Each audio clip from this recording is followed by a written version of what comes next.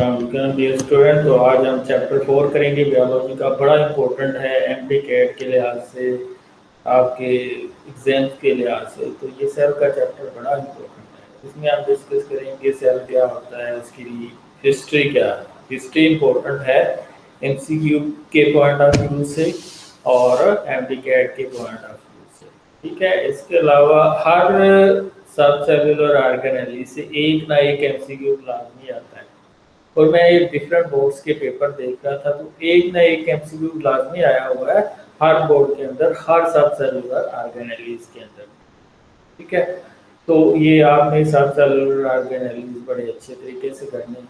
ठीक है, और जो साइंटिस्ट की सैलिएंट फीचर्स हैं जो मैं अभी आपको बताऊंगा, वो आपने अच्छे तरीके से करने हैं। तो ये आपका सेल का चैप्टर क्लियर हो जाएगा। सबसे पहले स्टार्ट करते हैं हिस्ट्री।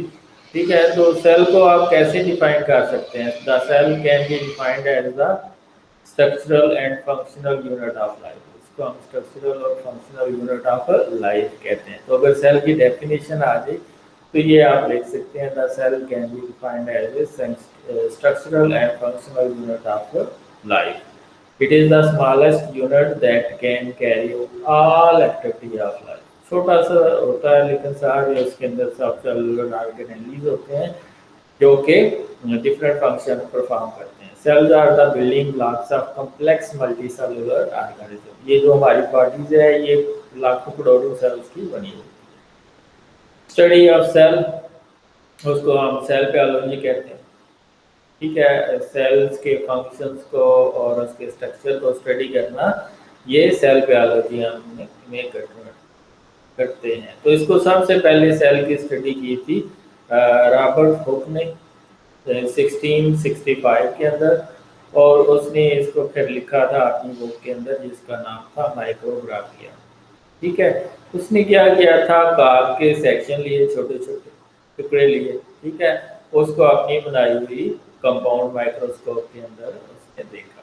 ठीक है, जब उसने देखा तो वो कहता है कि हनी का छत्ता नहीं होता, शहद की मक्खी का छत्ता, उसकी जो कॉम के कंपार्टमेंट होते हैं, तो सेल के अंदर भी उसी तरह के कंपार्टमेंट नजर आते हैं जिसकी थिक वाल होती है, एम्प्टी दरम्यान में स्पेस होती है और थिक वाल होती है। बाद में ये वाला नजरिया गलत हो गया क्योंकि उसमें न्यूक्लियस भी होता है जो कि सारी एक्टिविटीज को कंट्रोल कर रहा होता है। Very little information was added to the idea of the following century. The work again started in beginning of 19th century। तो उसके बाद 1805 के अंदर एक जर्मन साइंटिस्ट है जिसका नाम था लॉरेंस ओकेन। इसने क्या किया था कि इसने ये थ्योरी दी थी कि all living beings originate from cells are consist of vesicles. ठीक है, तो इसने क्या है कि सारी जो चीज़ें हैं ये सेल से बनती हैं या उसके वेसिकल से बनती हैं।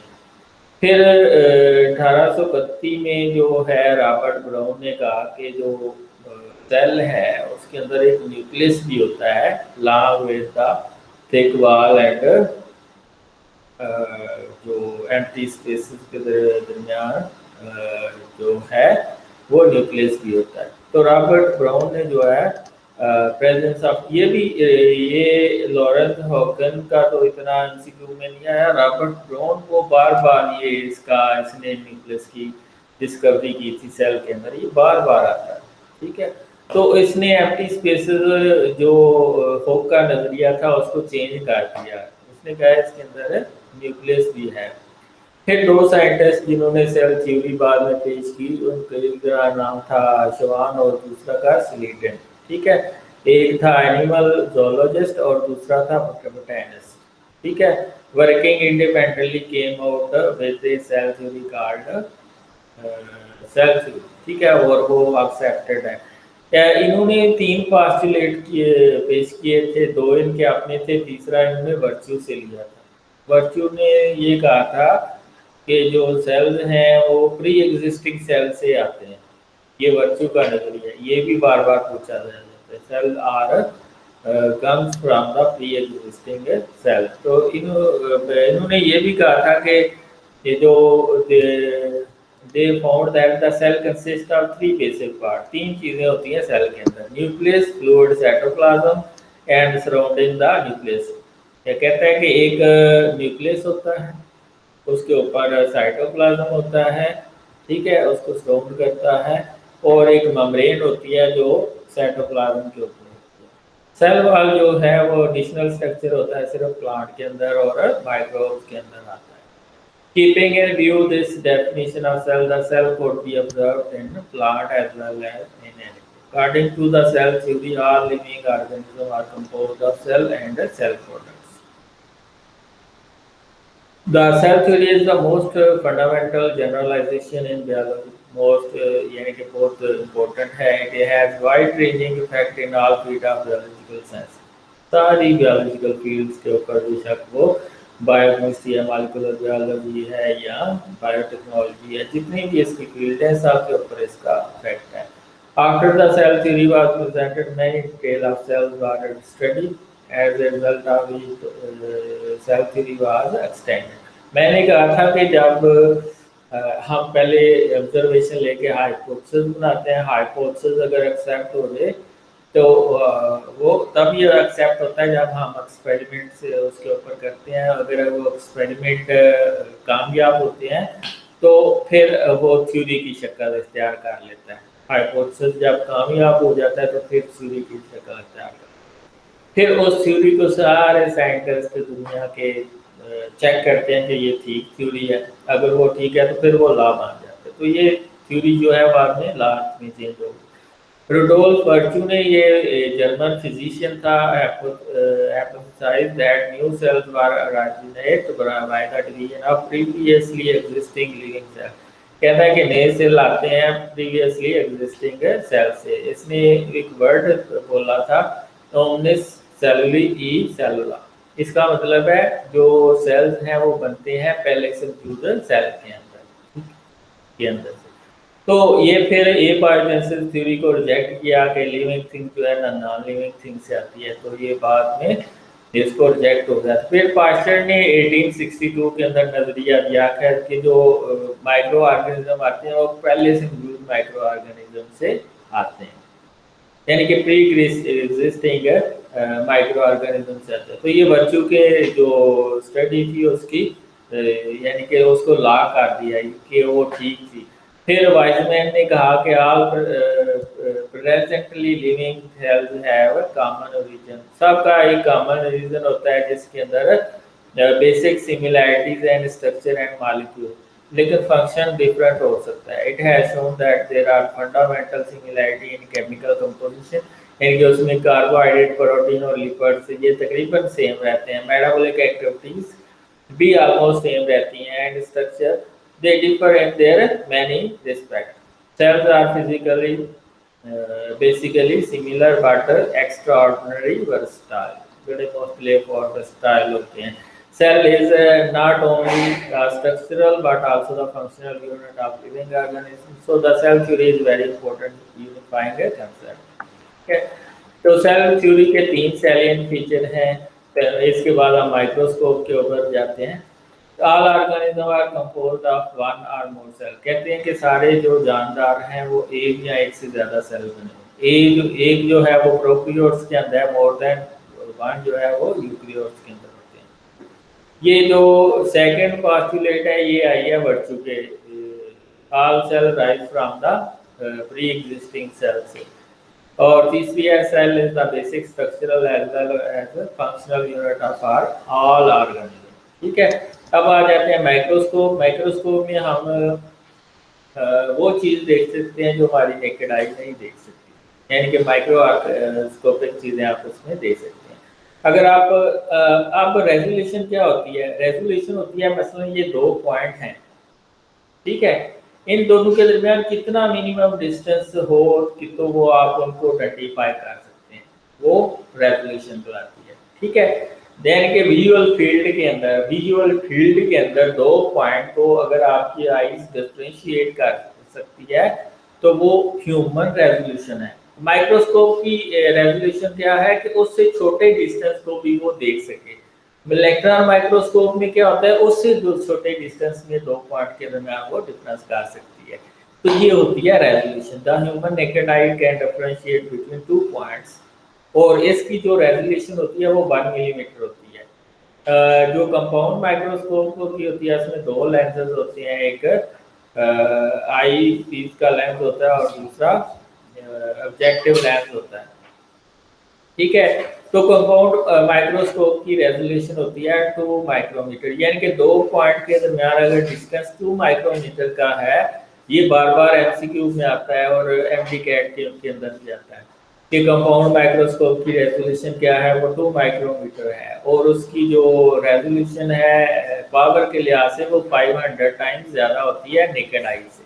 ठीक है, 500 टाइम्स नेकेड आई से ज़्यादा होती है। और जो कंपाउंड ये जो पावर आती है देखने की कितने टाइम ज़्यादा दे सकते हैं, ये हम 2 चीज़ों को मल्टीप्लाई करने से हासिल होती है। एक आकुलर लेंस जहाँ से आप देखते हैं, और दूसरा ऑब्जेक्टिव लेंस जो नीचे ऑब्जेक्टिव लेंस से ऊपर होता है, यानी कि ऑब्जेक्ट के ऊपर होता है।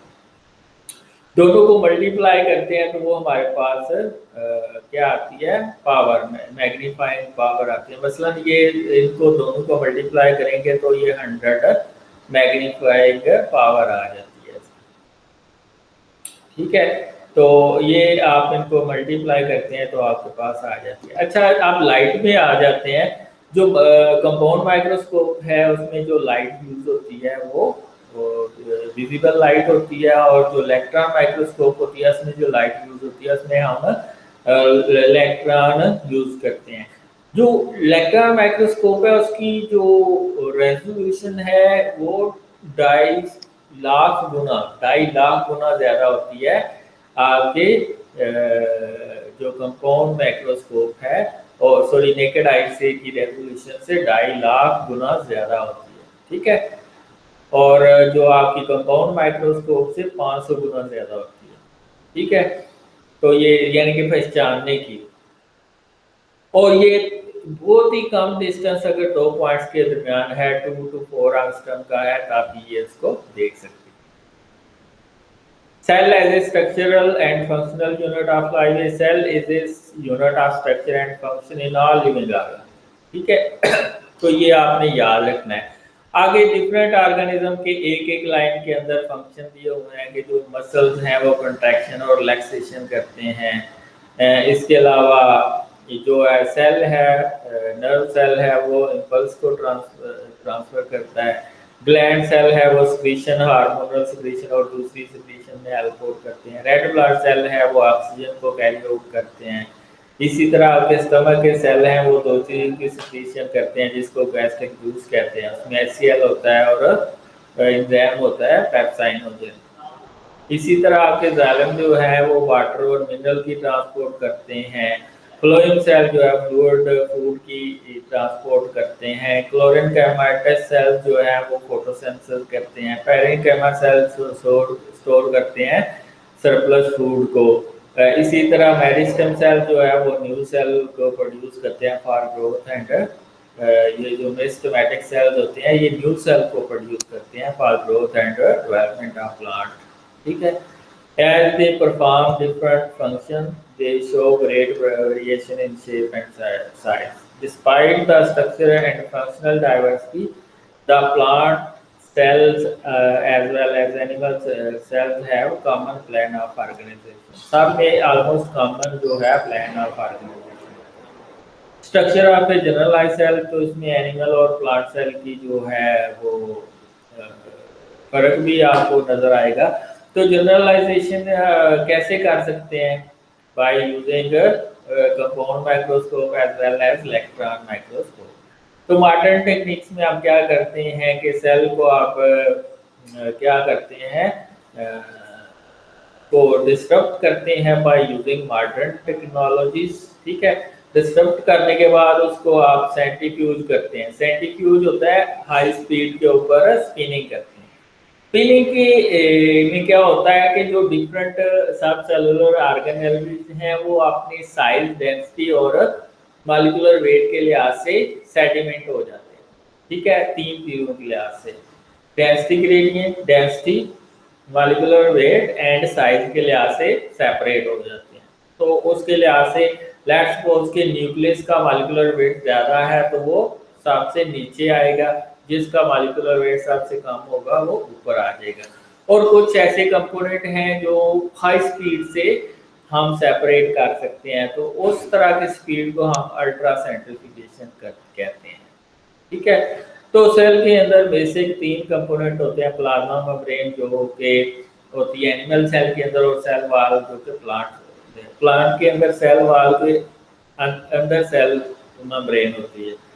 साइटोप्लाज्म होता है जो कि कंटेनिंग सेल सब सेलुलर ऑर्गेनेलिस, उसमें आपके गाल्गी अपरेटस है, राइबोसोम है, माइटोकॉन्ड्रिया है, ठीक है, smooth and rough endoplasmic reticulum है, लाइसोसोम, सेंट्रियोल, प्रोक्सिसोम, ये सारे सेल्स हैं जो कि सेल के अंदर। इसके अलावा साइटोस्केलेटन में आपके माइक्रोट्यूब्यूल्स आ जाएंगे, इंटरमीडिएट फिलामेंट और माइक्रोफिलामेंट आ जाएंगे। तो ये एक एनिमल सेल है, इसमें ये सेंट्रल लार्ज वैल्क्यूल होता है, इसके ऊपर रैप एंडोप्लाज्मिक लगी होती है, फिर बाहर की तरफ स्मूथ एंडोप्लाज्मिक रेटिकुलम होती है, फिर माइटोकॉन्ड्रिया, ये गाल्गी अपरेटस, ये फिर लाइसोसोम आ जाते हैं, वेसिकल्स, ठीक है, माइटोकॉन्ड्रिया, सेंट्रियोल्स आ जाते हैं जो सेल डिवीजन में हेल्प आउट करते हैं, प्रोक्सिसोम है जो फ्री रेडिकल को खत्म करते हैं। तो ये सारी चीज़ें आ जाती हैं।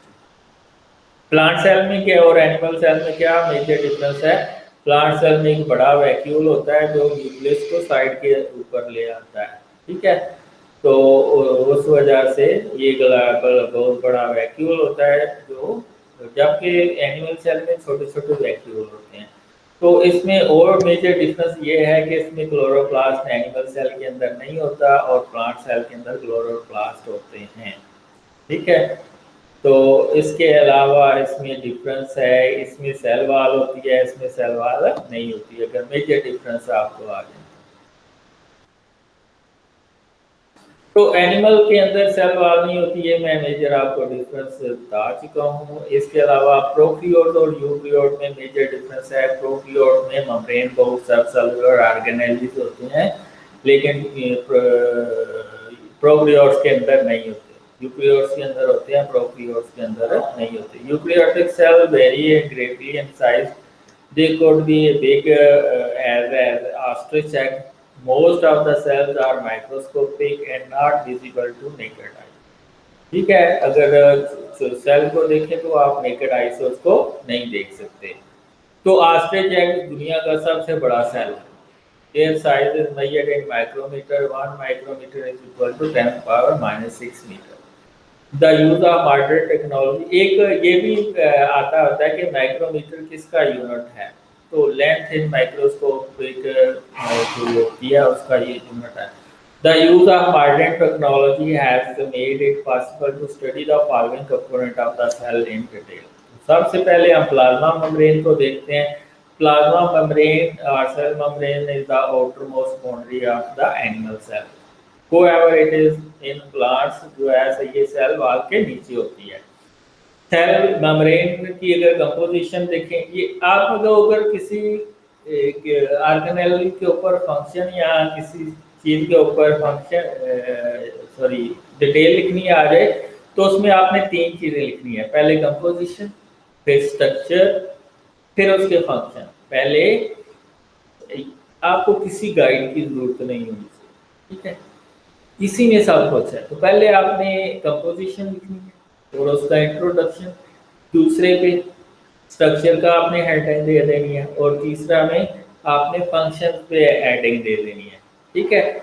तो ये आपने तीनों, मैं बार बार नहीं बताऊंगा, तो 3 हेडिंग देनी है। पहले आपने इंट्रोडक्शन दे ली, दूसरी आपने कंपोजिशन, तीसरी आपने स्ट्रक्चर, चौथी आपने फंक्शन की दे। तो ये 4 हेडिंग आपने लाजमी देनी है अगर आपको लेंथी क्वेश्चन करना आ जाए, ठीक है। तो इसमें 2 मॉडल हैं स्ट्रक्चर में। एक यूनिट मेम्ब्रेन मॉडल है, ये तो रिजेक्ट हो गया था, बाद में आया था फ्लूइड फिजिक्स मॉडल, ये डिफरेंट साइंटिस्ट ने इसको दिया था। अगर आप इसका देखना चाहते हैं तो इसके ऊपर पूरा घंटे का लेक्चर है सेल मेम्ब्रेन के ऊपर, तो आप उधर से देख सकते हैं कौन से साइंटिस्ट ने कौन सा मॉडल डिस्कवर किया था। वैसे आपको करने की जरूरत नहीं है। तो सबसे पहले है यूनिट मेम्ब्रेन मॉडल। ये यूनिट मेम्ब्रेन मॉडल क्या कहता है कि जो प्रोटीन्स होती हैं, ठीक है, वो कर लेती हैं, ये जो लिपिड बाइलेयर है उसको सैंडविच कर लेती हैं, यानी कि ऊपर और नीचे प्रोटीन आ जाएंगी, दरमियान में लिपिड बाइलेयर। ये लिपिड्स जो फास्फोलिपिड्स होते हैं, ये ऊपर जो हेड नज़र आ रहे हैं, ये फास्फेट ग्रुप की वजह से पोलर होते हैं, और ये टेल जो है ये हाइड्रोफोबिक होती हैं, यानी कि ये एम्फीपैथिक के नेचर होते हैं। एम्फीपैथिक यानी कि ऊपर हेड जो है ये पोलर है और नीचे ये जो टेल्स हैं ये नॉन पोलर है। तो इसमें ये क्या कहते हैं, ये जो लिपिड बाइलेयर है ये सैंडविच होती है ऊपर और नीचे वाले प्रोटीन्स के लेयर के दरमियान, यानी कि दरमियान में लिपिड बाइलेयर है और ऊपर और नीचे प्रोटीन है। लेकिन जो बाद में मॉडल आया था फ्लूइड मोज़ेक मॉडल, उसने कहा था कि ये जो लिपिड बाइलेयर है ये सैंडविच नहीं होती दो प्रोटीन के दरमियान, बल्कि ये लिपिड बाइलेयर में जो प्रोटीन होती हैं ये मोज़ेक मैनर में पड़ी होती हैं। मोज़ेक मैनर इर्रेगुलर मैनर, यानी कि एवं ही पड़ी होती हैं। ठीक है, तो तीन तरह की प्रोटीन होती हैं। ट्रांसमेम्ब्रेन प्रोटीन जो अंदर की तरफ भी होती हैं और बाहर, यानी कि इंटरनल भी गई होती हैं, एक्सटर्नल भी गई, पूरी मेम्ब्रेन के अंदर होती हैं। ट्रांसमेम्ब्रेन प्रोटीन जो इंटरनल भी हों, एक्सटर्नल भी उनके एंड से गए हों। ठीक है, साइटोप्लाज्म में भी और दूसरी तरफ भी हों।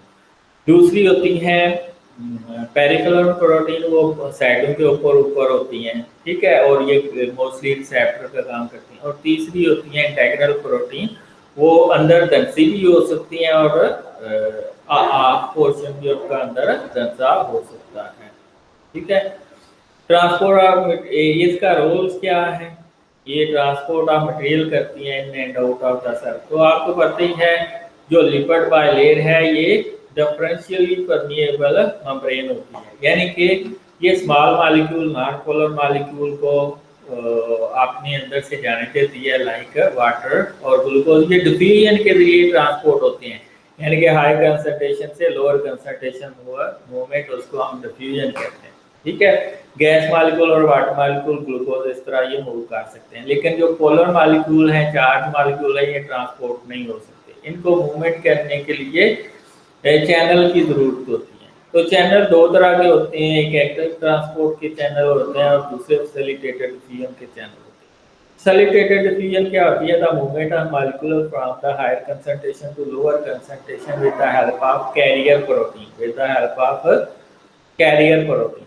और एक्टिव ट्रांसपोर्ट क्या होती है, लो जो कंसंट्रेशन से हायर कंसंट्रेशन की तरफ मूवमेंट, और इसमें एनर्जी लगती है in the form of ATP, इसको हम एक्टिव ट्रांसपोर्ट कहते हैं। इसके अलावा और दो तरह की ट्रांसपोर्ट होती है, एंडोसाइटोसिस और फैगोसाइटोसिस। ठीक है, तो इसमें मटेरियल अगर अंदर की तरफ आ रहा है, सेल मेम्ब्रेन के अंदर इनटेक हो रहा है, तो उसको एंडोसाइटोसिस, और अगर बाहर की तरफ जा रहा है तो उसको हम एक्सोसाइटोसिस कहते हैं। तो एंडोसाइटोसिस और एक्सोसाइटोसिस बाहर की तरफ। और फैगोसाइटोसिस क्या होता है, एंडोसाइटोसिस की दो टाइप्स होती हैं, पिनोसाइटोसिस और फैगोसाइटोसिस। पिनोसाइटोसिस होता है लिक्विड मटेरियल का इंटेक, और फैगोसाइटोसिस होता है सॉलिड मटेरियल का इंटेक।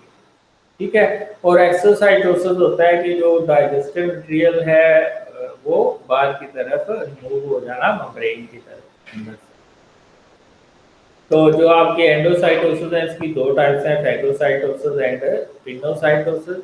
यानी कि अगर इसकी फुल डिटेल चाहते हैं तो मेरा सेल मेम्ब्रेन के ऊपर घंटे डेढ़ का लेक्चर है, तो लिखेंगे cell membrane by doctor Mohammad Imran, तो वो आ जाएगा। ठीक है, आगे एक्सोसाइटोसिस है, उसमें जो डाइजेस्टिव मटेरियल है वो बाहर चला जाता है।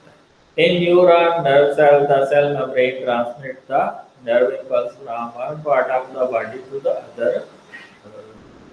part by keeping coordination.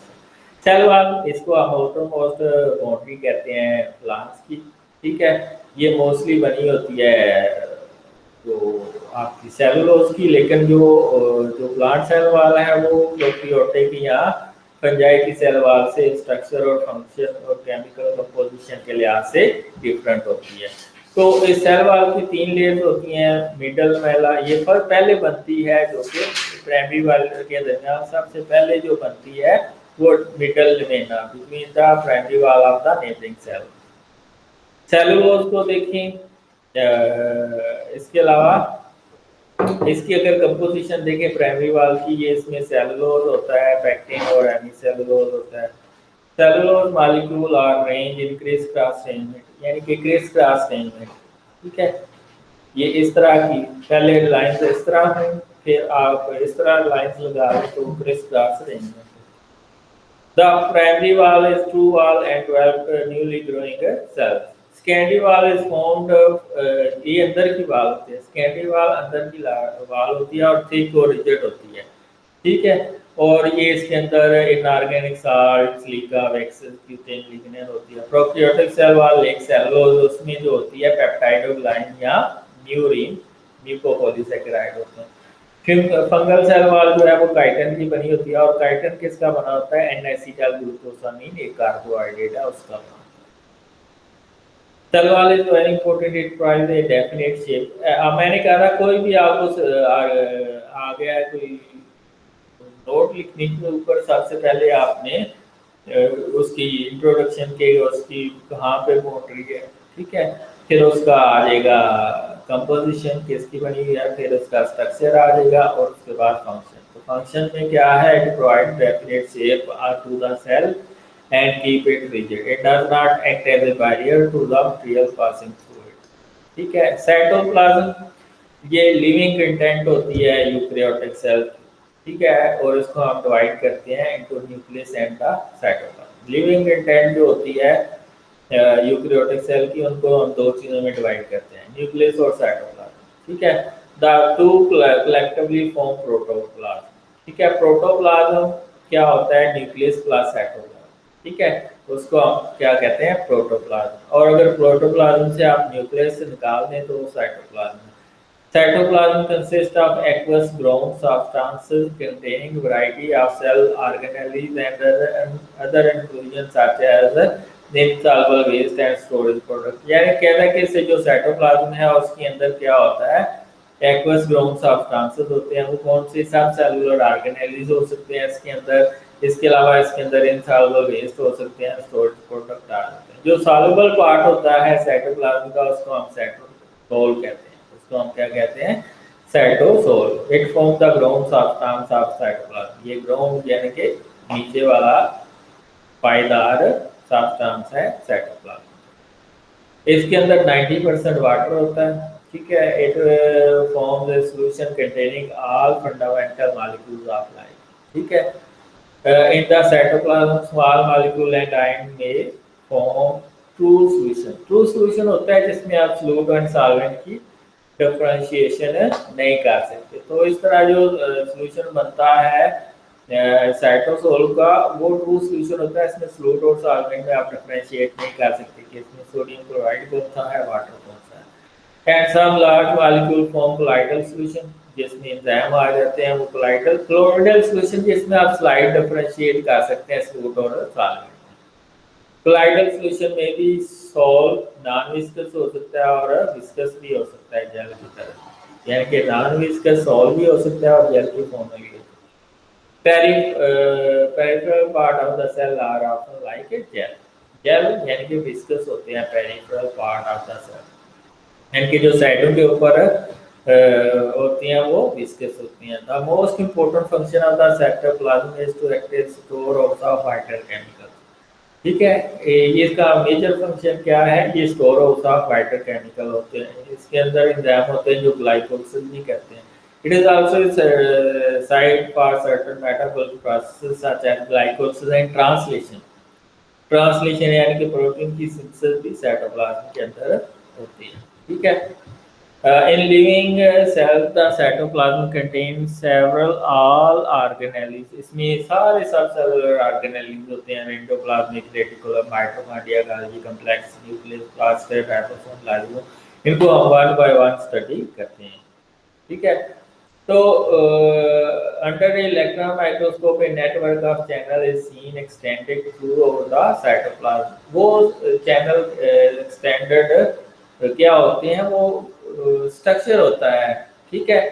These channel are often continuous with the plasma membrane, also appear to in contact with the nuclear membrane. एक साइड से तो वो प्लाज्मा मेम्ब्रेन से अटैच होते हैं, दूसरी साइड पे वो न्यूक्लियस के साथ अटैच होते हैं। यानी कि मैसेज फ्रॉम प्लाज्मा मेम्ब्रेन से न्यूक्लियस तक वो इजीली दे सकते हैं। This entire system of channel is called endoplasmic reticulum. तो इसमें दो तरह के एंडोप्लाज्मिक रेटिकुलम है जो सिग्नल देती है न्यूक्लियस से सेल मेम्ब्रेन को। एक स्मूथ होती है और एक रफ होती है। स्मूथ जो होती है वो बाहर की तरफ होती है और रफ जो होती है वो न्यूक्लियस के साथ अटैच होती है, न्यूक्लियर मेम्ब्रेन के साथ अटैच होती है। This entire system of channel is endoplasmic reticulum. These membranes vary widely in appearance from cell to cell. The material present in these channels is separated from the cytoplasmic material by the spherical or tubular membrane called cisternae. ये जो tubular membrane होती है endoplasmic reticulum की, ये separate करती है cytoplasmic material से, और इस मेम्ब्रेन को हम सिस्टर्नी, जो ट्यूबुलर मेम्ब्रेन होती है इसको हम सिस्टर्नी कहते हैं। ये याद रखना है, इसकी मेम्ब्रेन को हम सिस्टर्नी कहते हैं एंडोप्लाज्मिक रेटिकुलम। तो इसमें दो तरह की होती हैं, स्मूथ और रफ। इसको मैं आपको बता चुका हूँ। स्मूथ क्या करती है, ये मेटाबॉलिज्म ऑफ लिपिड में हेल्प आउट करती है, और जो रफ होती है वो प्रोटीन सिंथेसिस में हेल्प आउट करती है। ये आप देख सकते हैं, ये स्मूथ एंडोप्लाज्मिक रेटिकुलम है। ये एक तो डिटॉक्सिफाई करती है हार्मफुल प्रोडक्ट्स को, और दूसरा ये करती है लिपिड की मेटाबॉलिज्म में हेल्प आउट करती है। तो दूसरी होती है रफ एंडोप्लाज्मिक रेटिकुलम। ये इसके ऊपर ये टिनी ग्रैन्यूल्स होते हैं, ये राइबोसोम होते हैं, और ये प्रोटीन की सिंथेसिस में हेल्प आउट करते हैं। प्रोटीन इधर सिंथेसाइज होकर प्रोसेस होके जाती है गाल्गी अपैरेटस में, और वहाँ पे फर्दर प्रोसेस होती है, और फिर वेसिकल की फॉर्म में, हार्मोन की फॉर्म में, एंजाइम की फॉर्म में रिलीज होती है। राइबोसोम जो है ये टिनी ग्रैन्यूल्स होते हैं जो कि अटैच होते हैं, जिसके ऊपर आपकी rough endoplasmic reticulum. Cell contain many tiny granular structure known as ribosome. तो ये पैलेट, ये भी आ सकते हैं एमसीक्यू के राइबोसोम को किसने डिस्कवर किया था, वो पैलेट आपने लिखना है 1955 के अंदर। ठीक है। Eukaryotic ribosomes are composed of almost equal amount of RNA and protein, इसलिए इसको हम राइबो न्यूक्लियर प्रोटीन कहते हैं। यानी कि 50% आरएनए 50% प्रोटीन होती है इसके अंदर। ठीक है। RNA present in the ribosome is called ribosomal RNA। ठीक है। Ribosome exist in two form, ये फ्री फॉर्म में भी हो सकता है, या ये रफ एंडोप्लाज्मिक रेटिकुलम के साथ अटैच होता है in the form of टिनी granules. ठीक है। Each eukaryotic ribosome consist of 2 सब यूनिट्स। ठीक है।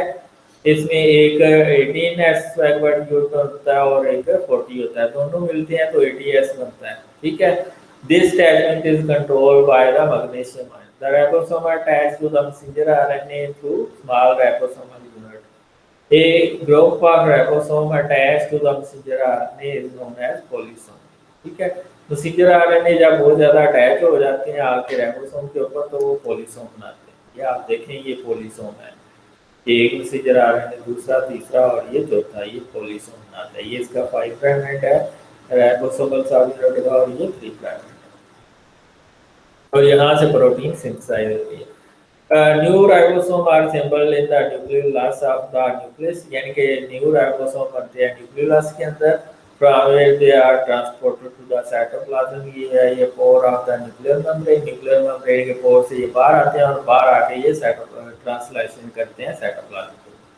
The factory of ribosome is the nucleolus, वहाँ से बनते हैं। Where the protein synthesis in the ribosome after coming back into the cytoplasm.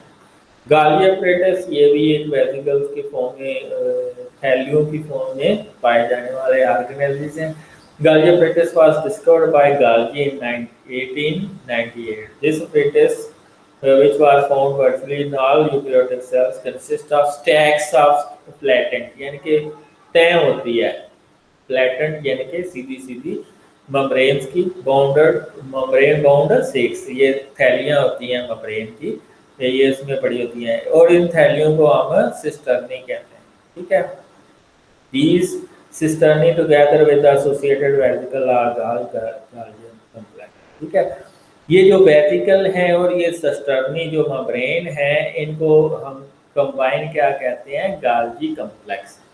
It is a complex of interconnected tubules around the central sex. ये आप देख सकते हैं, ये सेंट्रल एक्सेस के ऊपर ट्यूब्यूल्स हैं काफी ज्यादा।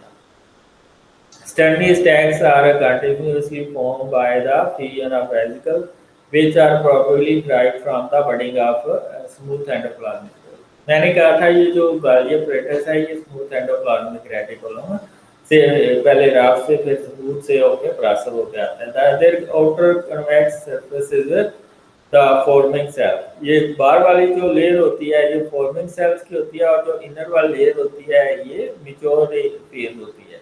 ठीक है, the outer convex surface is forming phase while the inner concave, ये जो अंदर वाली सरफेस होती है ये maturing phase होती है। The cisternae break up into vesicle from the later. The whole stack consists of number of cisternae thought to be moving from the outer to the inner phase। ये outer to inner phase की तरफ ये move कर रही होती हैं after breakage।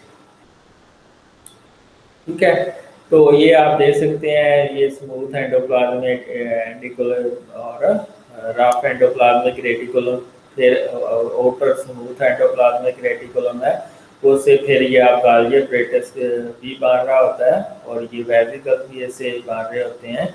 ये गाल्जी प्रेटस है, उसके वेसिकल को बाद बात हम लाइसोसोम भी कहते हैं।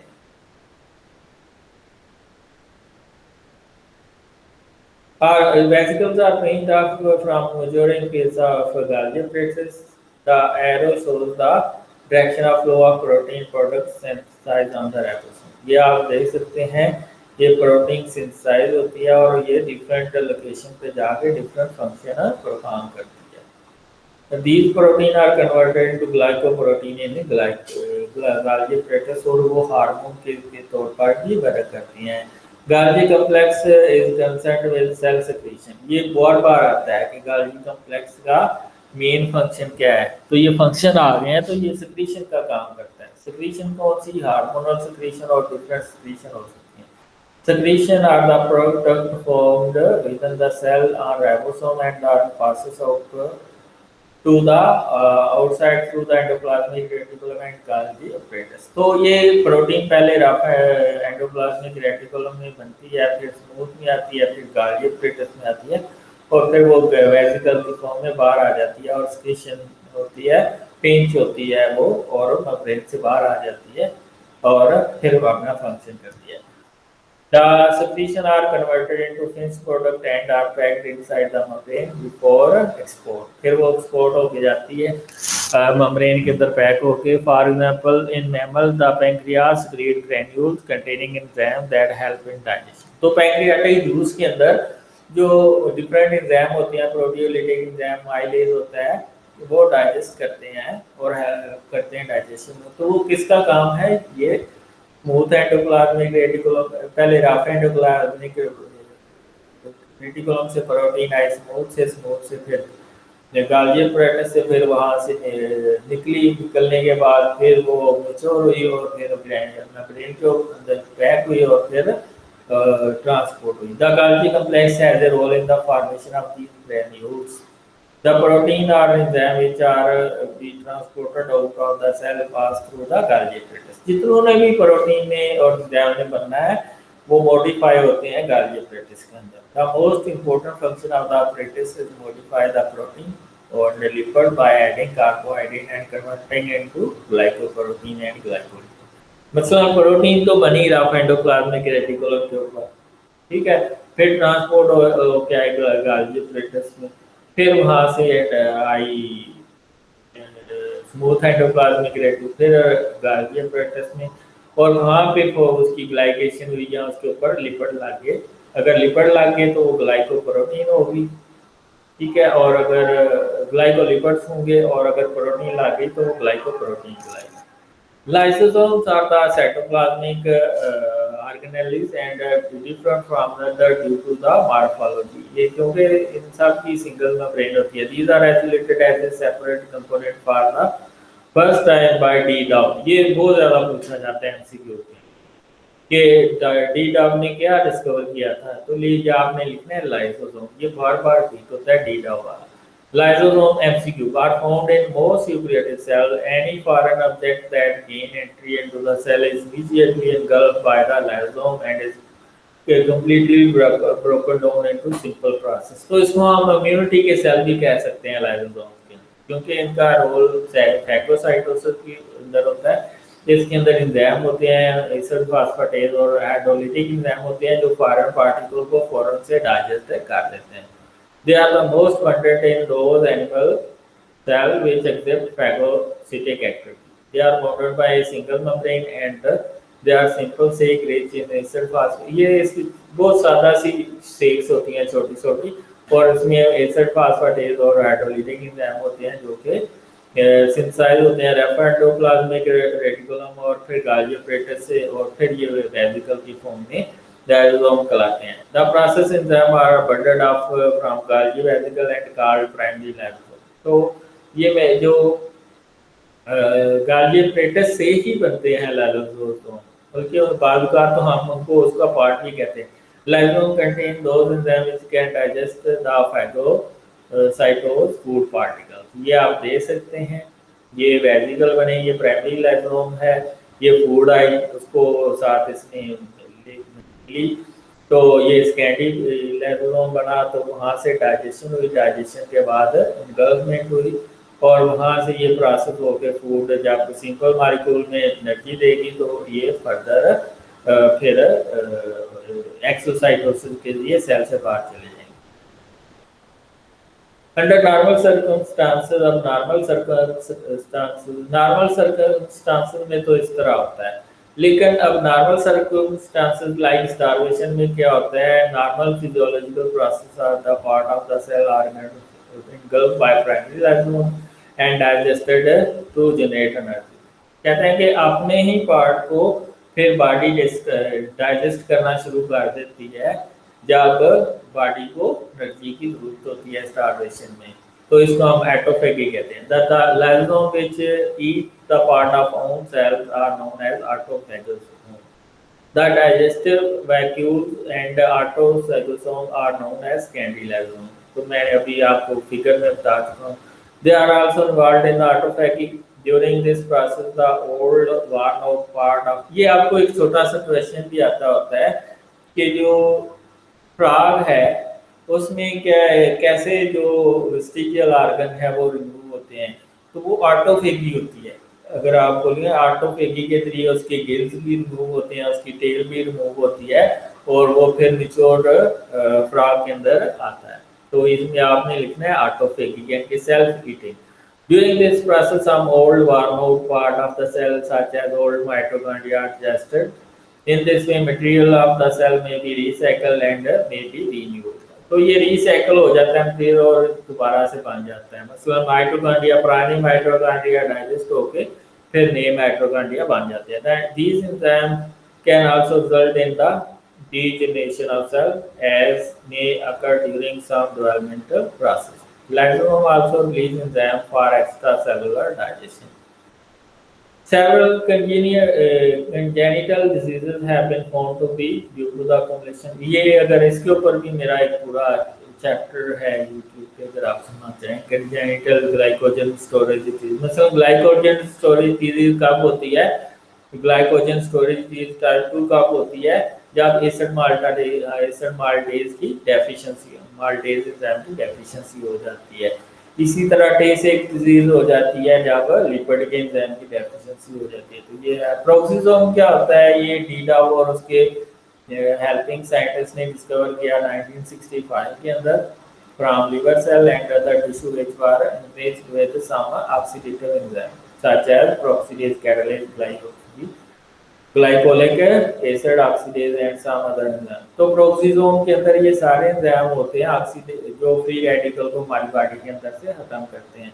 तो प्रोक्सिसोम मोस्ट इंपोर्टेंट सब सेलुलर ऑर्गेनेल है जो लिवर सेल और दूसरे टिश्यूज के अंदर यूज होता है।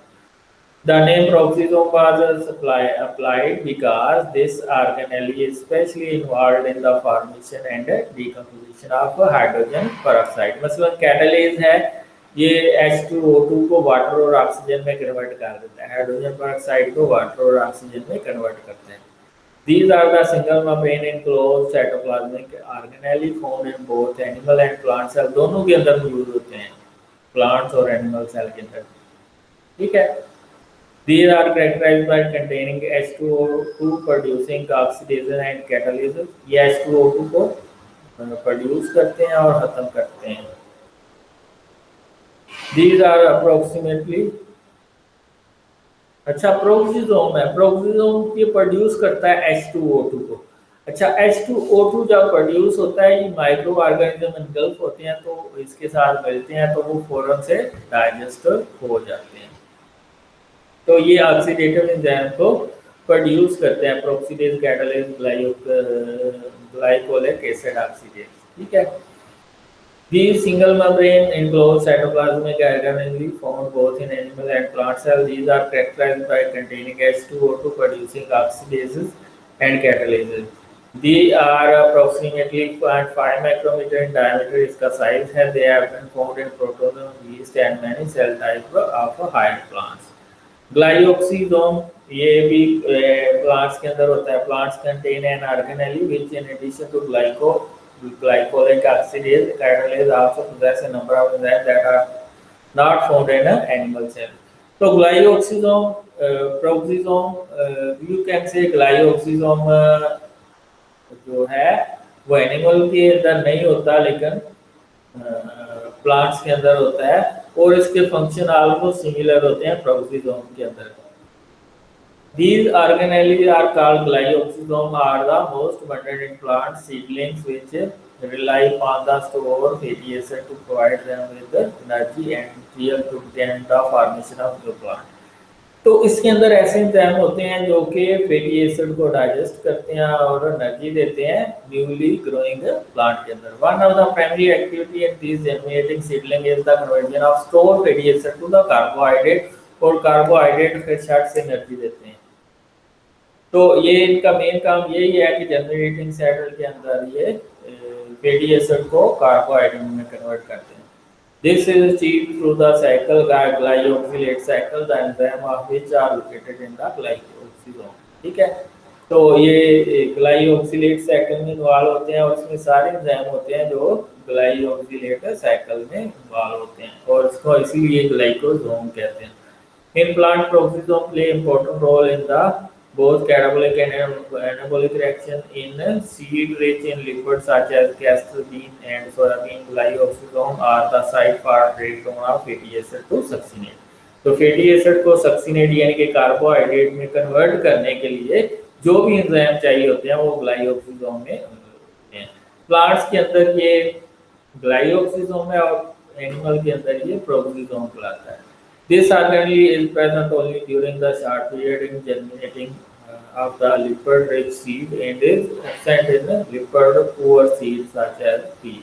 तो ये जहाँ पे फैट ज़्यादा होगा वहाँ पे ये ज़्यादा होंगे और जहाँ पे कम होगा वहाँ पे ये कम होंगे. वैक्यूल, तो वैक्यूल एक बहुत इम्पोर्टेंट ऑर्गेनेल है, सबसेलुलर ऑर्गेनेल है. ठीक है. Present in both plant and animal cell. They are particularly large and abundant in plant cell, often occupy a major portion of the cell volume and forcing the remaining intracellular structure into the thin peripheral layer. कहते हैं कि ये बहुत बड़ा होता है plant cell के अंदर और पुश कर देता है सेलुलर कंटेंट को और सेल वॉल्यूम को एक साइड के ऊपर, पेरिफेरल यानी कि साइड के ऊपर. These vacuoles are formed by single membrane and formed by the collision. Collision का होता है जोड़ना. ठीक है. Of smaller vacuole during the plant growth. जब प्लांट की ग्रोथ होती है, डेवलपमेंट होती है तो ये छोटे छोटे वैक्यूल मिलकर बड़ा वैक्यूल बनाते हैं.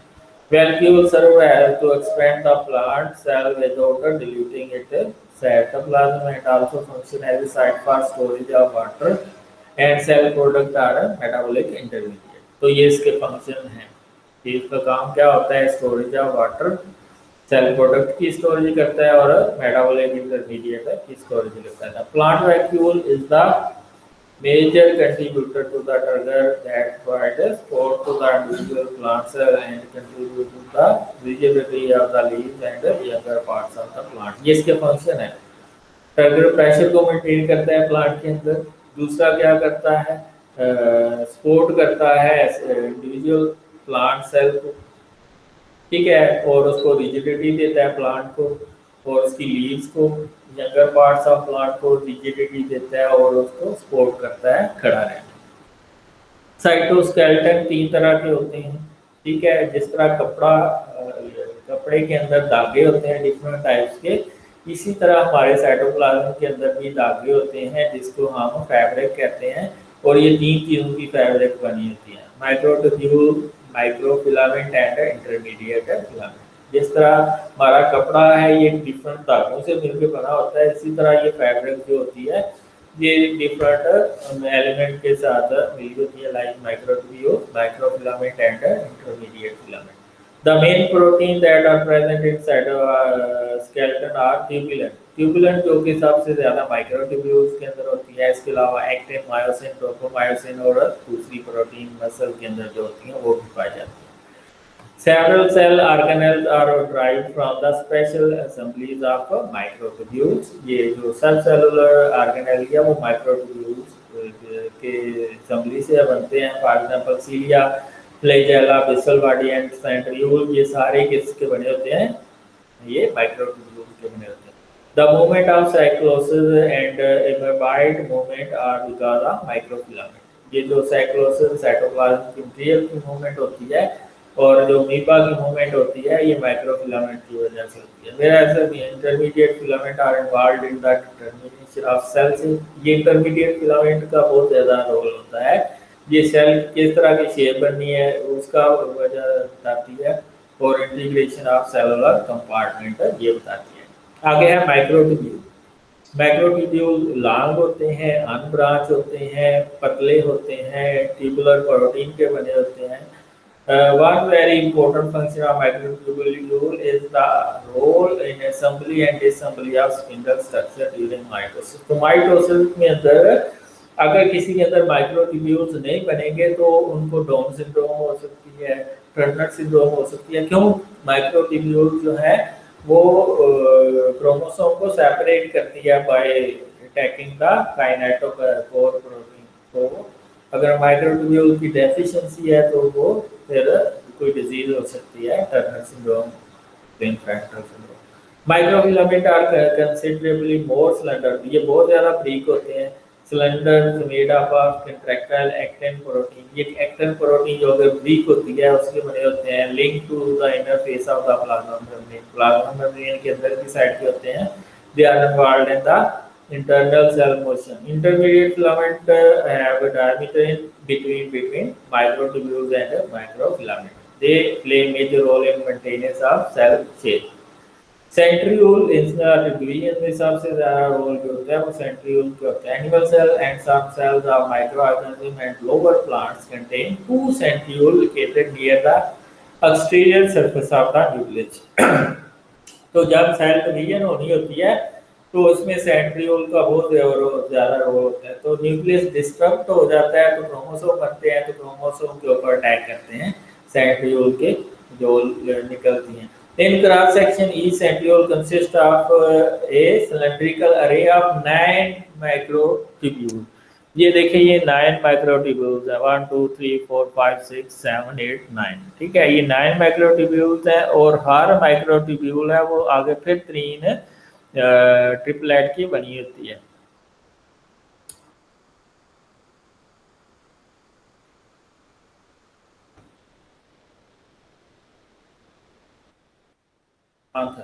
हाँ, 9 microtubule is further composed of 3 tubules। The 2 centriole are usually placed at a right angle, 90 के एंगल के ऊपर होते हैं। Just before the cell divide, its centriole duplicate and one pair migrate to the opposite pole of the nucleus।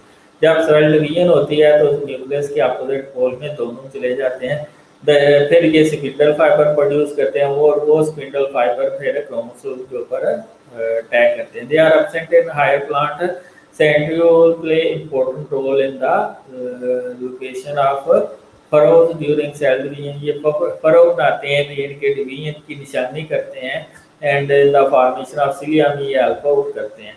ये आप देखेंगे एक इस तरह पड़ा और दूसरा ये 90 के एंगल रेक्टेंगुलर एंगल के अंदर पड़े हुए हैं, और ये स्पिंडल फाइबर बना रहे हैं माइक्रोट्यूब्यूल जो कि सेल डिवीजन में हेल्प आउट कर रहे हैं। माइटोकॉन्ड्रिया को हम power house of the cell कहते हैं, क्यों? क्योंकि इसमें एनर्जी बनती है। क्यों? क्रैब साइकिल यहाँ पे होता है इलेक्ट्रॉन ट्रांसपोर्टेशन, और यहाँ पे होती है इसके अलावा ये बहुत से मेटाबॉलिक प्रोसेस को रेगुलेट करता है। ठीक है, तो माइटोकॉन्ड्रिया को इसलिए पावर हाउस कहते हैं क्योंकि इसमें एनर्जी बनती है बहुत ज़्यादा। Mitochondria are very important organelle of the eukaryotic cell because they are involved in the manufacturing and supply of energy to the cell. यानी कि सेल को एनर्जी देते हैं। They are also known as powerhouse of the cell under compound microscope. They appear to be vesicle, rod and filament. Microscope के अंदर ये microscope के अंदर ये वेसिकल रॉड और फिलामेंट के अंदर की तरह का नजर आते हैं, लेकिन इलेक्ट्रॉन माइक्रोस्कोप के अंदर जब देखते हैं तो इसकी कॉम्प्लेक्स मॉर्फोलॉजी हमें पता चलती है। Although the number, shape and internal structure vary widely, mitochondria is bounded by two membranes. Outer membrane smooth होती है जबकि inner membrane में इनफोल्डिंग होती है। ठीक है, two membrane, outer membrane is smooth while inner membrane forms enfolding into inner chamber called mitochondrial matrix. These enfolding उनको हम सिस्टर्नी कहते हैं। The mitochondrial membrane are similar in structure to the other cell membrane. Detailed structure has shown that mitochondrial contain DNA as well ribosome. तो इसीलिए ये self replicating organ है, क्योंकि इनका अपना DNA होता है, अपना राइबोसोम होता है, तो ये अपनी प्रोटीन खुद डाल सकते हैं। The inner surface of the cisternae in the mitochondria matrix has a small knob-like structure called as a F particle. तो एक छोटी सी नोब निकली होती है सिस्टर्नी के ऊपर, उस नोब को हम क्या कहते हैं? F particle. Mitochondrial matrix contain in large number of enzymes, coenzyme and organic and inorganic solvent which help in many metabolic processes like Krebs cycle, electron transport chain, fatty acid metabolism. ये सारी चीज़ें कहाँ पे होती हैं? Mitochondria के अंदर। क्यों? क्योंकि वहाँ पे ये एंजाइम यूज होते हैं, कुछ एंजाइम होते हैं, साल्ट होते हैं जो इसको डाइजेस्ट करते हैं। As a result of these metabolic processes, the energy extracted from the organic food is transferred into the energy rich compound ATP. तो ये सारी जो फैटी एसिड है या कार्बोहाइड्रेट है वो क्रैब साइकिल के अंदर डाइजेस्ट होते हैं, तो वो ज़्यादा एनर्जी देते हैं in the form of adenosine triphosphate ATP, और ये ATP फिर जितनी हमारे सेल की डिमांड होती है वो यूज़ करती है। The size and number of mitochondria varies depend upon the कितनी ज़्यादा एक सेल की एक्टिविटी है उतने ज़्यादा माइटोकॉन्ड्रिया होंगे। ठीक है, तो ये आप देख सकते हैं, ये आउटर मेम्ब्रेन है, ये इनर मेम्ब्रेन फोल्डिंग नजर आ रही है, और इलेक्ट्रिसिटी के ऊपर आप देख सकते हैं पार्टिकल नजर आ रहा है, इसको हम F1 पार्टिकल कहते हैं। प्लास्टर्ड ये तीन तरह के होते हैं। Membrane bound mostly pigment containing body present in the cells are called plastids. तो ये प्लास्टर्ड की डेफिनेशन है अगर आपको आ जाए। ठीक है, तो ये मेम्ब्रेन बाउंड होते हैं, मोस्टली पिगमेंट कंटेनिंग होते हैं, एक टाइप को छोड़ के साथ में पिगमेंट होती हैं, तो इसको हम प्लास्टर्ड कहते हैं। इनके तीन टाइप्स हैं। तो सबसे पहले है क्लोरोप्लास्ट। क्लोरोप्लास्ट जो है प्लांट्स के अंदर होता है, उनके लीव्स के अंदर होते हैं, फोटोसिंथेटिक प्लांट्स के अंदर होता है। ये एक ग्रीन पिगमेंट होता है जिसको हम क्लोरोप्लास्ट कहते हैं। ठीक है, ये ग्रीन पिगमेंट जो है वो क्लोरोफिल रखता है जो कि लाइट अब्जॉर्ब करता है और कार्बन डाइऑक्साइड और वाटर को मिला के ग्लूकोज बनाता है ऑक्सीजन सॉरी सनलाइट में। Chlorophyll molecule symbol them with heme group of haemoglobin. लेकिन इसमें डिफरेंस क्या है? जो हेम होती है हीमोग्लोबिन उसमें आयरन होता है, लेकिन जो हेम होती है क्लोरोप्लास्ट की उसके अंदर मैग्नीशियम होता है। Chloroplast very in shape size with diameter of 4 to 6 micron. ठीक है, तो क्लोरोप्लास्ट के जो साइज और शेप के लिहाज से डिफरेंट होते हैं और इनका डायमीटर 4 to 6 माइक्रोमीटर होता है। Under live microscope they appear to be heterogeneous structure within the small granule, उसको हम ग्रेना कहते हैं। Embedded in the matrix. Grana होता है जिस तरह ये सिक्के नहीं होते, ₹2-2 के, वो एक दूसरे के ऊपर पड़े हों, ठीक है, तो एक तय हमें नजर आती है ब्राउन पार्टी की, उसको हम करेना कहते हैं, किसके अंदर जिस तरह के सिक्के होते हैं। Under electron microscope the chloroplast shows 3 component, इसमें एक इन्वेल्प होता है, स्ट्रोमा और थैलाकाइड होती है, ठीक है। तो envelope is form by the double membrane while stroma cover most of the volume of the chloroplast, ठीक है। Stroma is the fluid which surround the thylakoid, ये थैलाकाइड को ये ग्रेना के आउटर स्ट्रक्चर है और इनर स्ट्रक्चर है, ये 3 कंपोनेंट हैं उसके, ठीक है। एक है इन्वेल्प, दूसरा है स्ट्रोमा और तीसरा है थैलाकाइड, ठीक है। Stroma is fluid surrounding the thylakoid, it contain protein some ribosome and small circular DNA, इसलिए ये अपने प्रोटीन खुद बना सकते हैं। It is the part of chloroplast where carbon dioxide is fixed to manufacture glucose, some protein are also synthesized in this part. Thalakite are the flattened vesicles which arrange themselves to form a grana and intergrana. Thylakoid आपस में ये जो सिक्का होता है ये arrange करते हैं, बनाते हैं ग्रेना और इंटरग्रेना। A granum appear to be a pile of thylakoid stacked on each other like coins. मैंने कहा जिस तरह कॉइन नहीं पड़े होते हैं, तो एक कॉइन को आप थैलाकाइड कहते हैं, तो वो थैलाकाइड कॉइन्स एक दूसरे के ऊपर आ जाती हैं, तो उसको हम क्या कहते हैं, granum. On the layer of thalakite chlorophyll molecule are arranged and is granum appear to be green. Each granum is interconnected with by non-green part, उसको intergranum कहते हैं, यानी कि green part के साथ जो non-green part होता है उसको intergranum कहते हैं। Membrane of the grana are side where sunlight energy is trapped and ATP is formed. इसके अलावा क्रोमोप्लास्ट को देखें तो ये कलर इम्पार्ट करते हैं अदर देन ग्रीन, तो ये पेटल्स के अंदर होता है, फ्लावर्स के अंदर होता है, राइट फ्रूट्स के अंदर होता है। They help in the proliferation, pollination and dispersal of seed.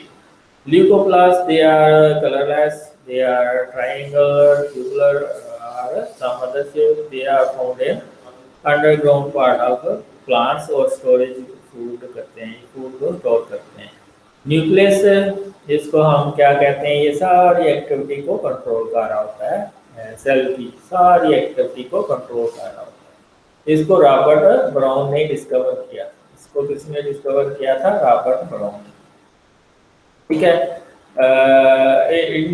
Its early discovery was undoubtedly due to the prominent in many cells where it stand out as a slightly darker than surrounding cytoplasm. तो ये darker reason होता है as compared to surrounding cytoplasm। तो 1 minute का wait करें यार।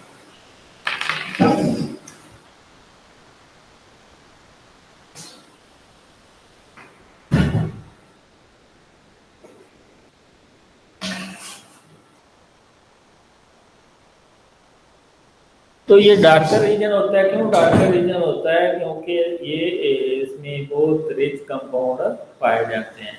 It control the life and activity of the cell, क्योंकि इसमें डीएनए होते हैं और डीएनए के अंदर जीन होते हैं और जीन जो है वो प्रोटीन बनाते हैं और वो जो जीन होते हैं वो पूरी एक्टिविटी को कंट्रोल कर देते हैं। It generalized occupies the central space where in the case in plant it push, कहते हैं प्लांट में ये साइड पे होता है क्योंकि वैक्यूल उसको पुश कर देता है, और एनिमल सेल के अंदर ये सेंटर में होता है, और अगर एक न्यूक्लियस है किसी सेल के अंदर उसको मोनोन्यूक्लिएट कहेंगे, अगर 2 है तो डाइन्यूक्लिएट और 2 से ज़्यादा है तो पॉलीन्यूक्लिएट कहेंगे, ठीक है। Nucleus is only visible when the cell is non dividing stage. non dividing stage में ही ये न्यूक्लियस नजर आता है, डिवाइडिंग स्टेज में ये डिसइंटीग्रेट हो जाता है क्रोमोसोम के अंदर, ठीक है। It contain chromatin network and soluble shape called nucleoplasm, यानी कि जो साइटोप्लाज्म होता है न्यूक्लियस का उसको न्यूक्लियोप्लाज्म कहते हैं, और क्रोमैटिन मटेरियल दूसरा जो मटेरियल होता है।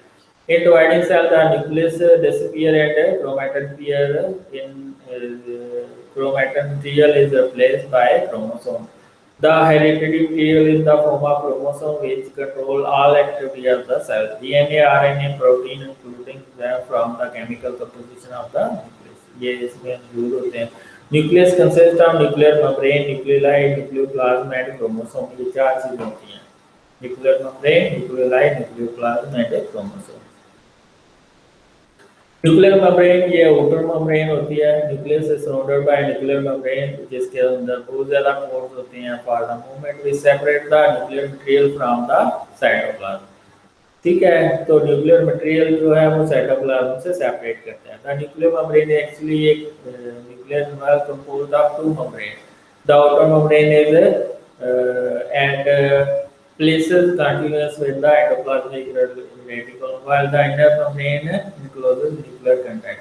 कहता है जो बाहर वाली मेम्ब्रेन है वो रफ एंडोप्लाज्मिक रेटिकुलम्स के साथ जुड़ी होती है और जो अंदर वाली होती है वो न्यूक्लियर कंटेंट रखती है। The outer and inner membrane are continuously contain certain point resulting in the formation of pores। इसको हम न्यूक्लियर पोर कहते हैं। The nuclear pore allow the exchange of material between the nucleus and the cytoplasm. तो nucleus और cytoplasm के दरमियान जो exchange होता है चीजों का वो ये न्यूक्लियर पोर के जरिए होता है।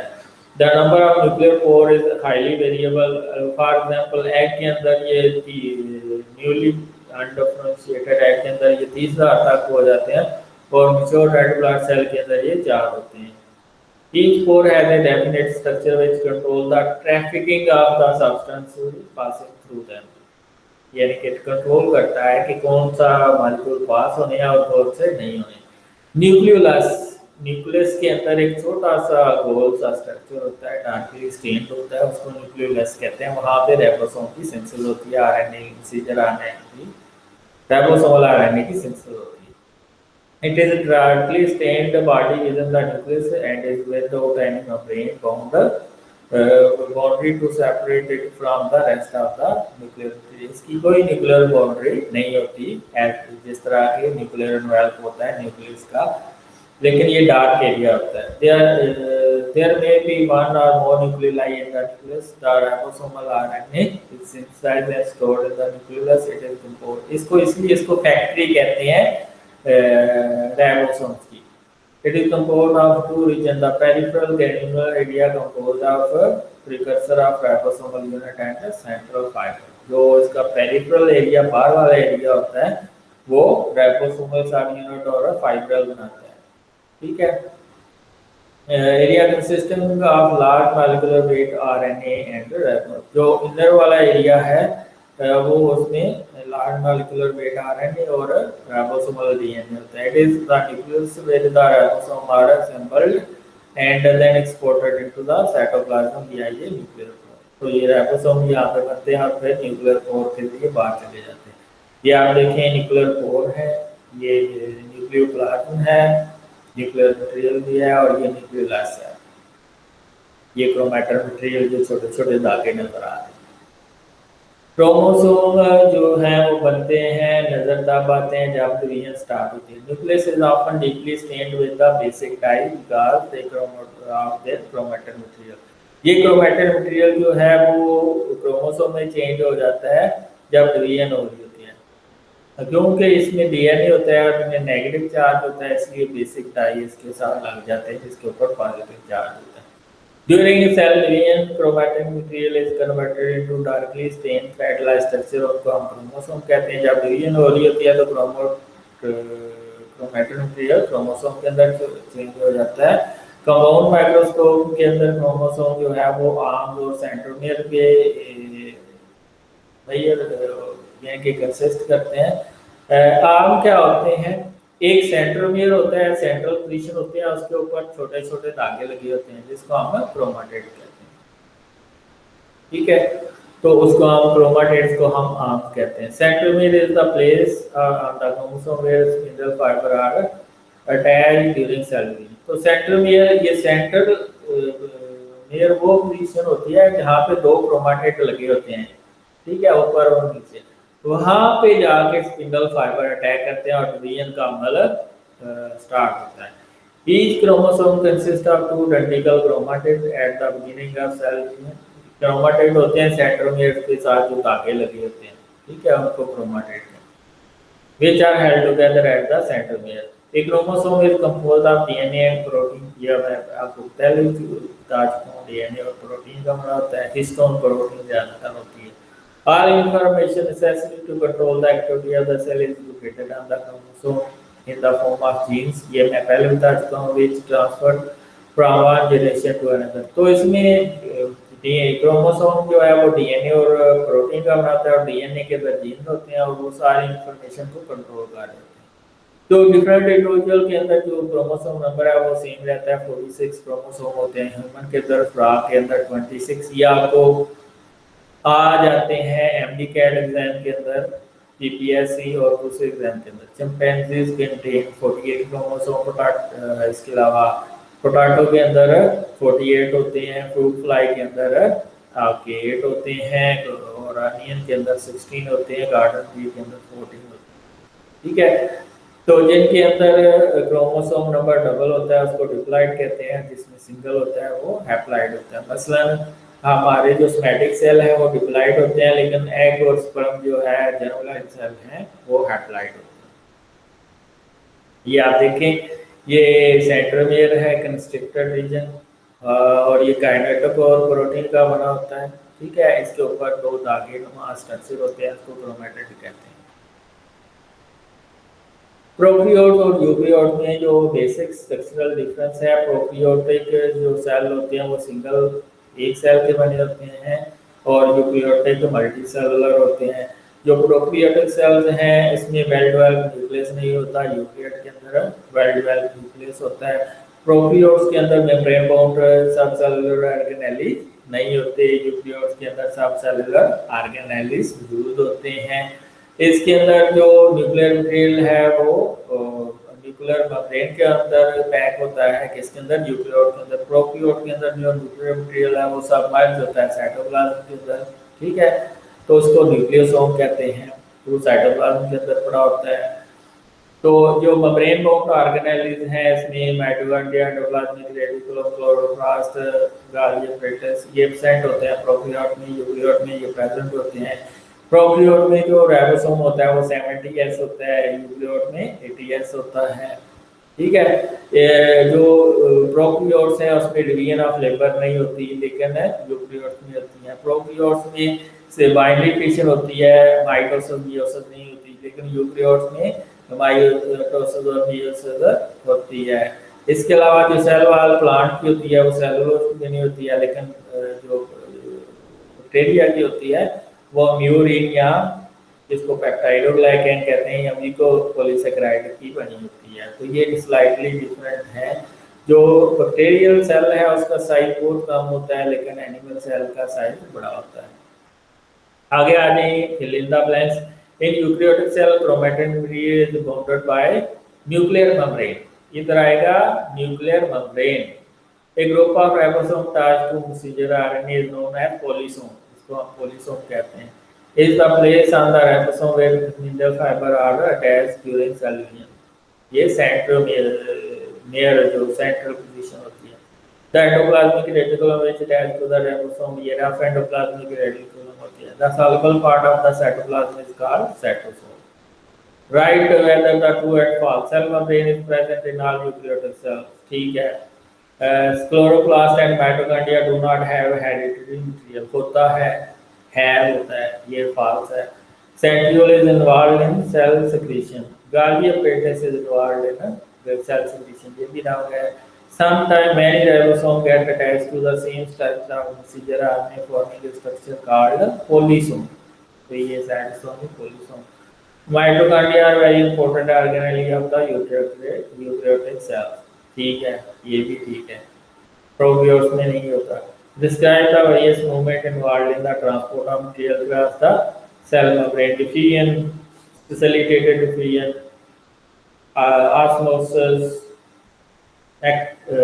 active transport, endocytosis, exocytosis, pinocytosis, phagocytosis. ये जो मैं एक्सप्लेनेशन दे चुका हूँ वो देख लीजिए। State various structural modification in cell involved in the cell secretion. ठीक है, तो इसमें वो गाल्गी एपैरेटस का पूरा चैप्टर पढ़ लीजिएगा।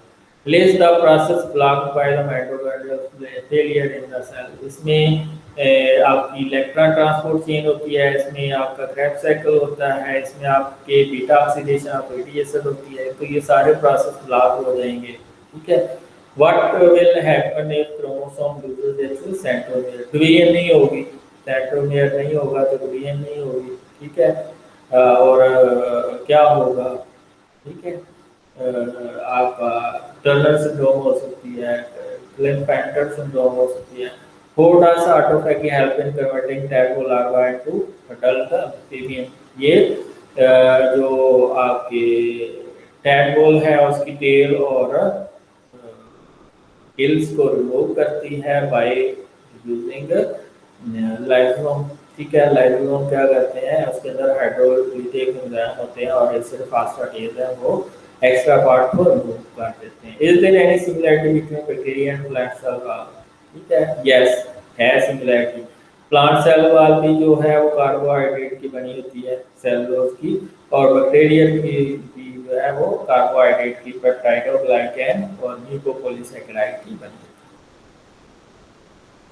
Compare the structure and function of chloroplast and mitochondria. Chloroplast जो है वो प्लांट्स के अंदर होता है, माइटोकॉन्ड्रिया प्लांट्स और एनिमल दोनों के अंदर होता है। क्लोरोप्लास्ट में ग्रीन पिगमेंट होता है जो कि फोटोसिंथेसिस करता है, इसके अंदर क्लोरोफिल होता है जो कि माइटोकॉन्ड्रिया के अंदर power of the electron transport chain है, electron transport chain, fatty acid oxidation, और इसके अलावा वहाँ पे बहुत से मेटाबॉलिक प्रोसेस होते हैं जो एनर्जी प्रोड्यूस कर देते हैं। सेल थ्योरी के 3 पोस्टुलेट वो आप डिफरेंट साइंटिस्ट के वर्क भी देख लीजिएगा।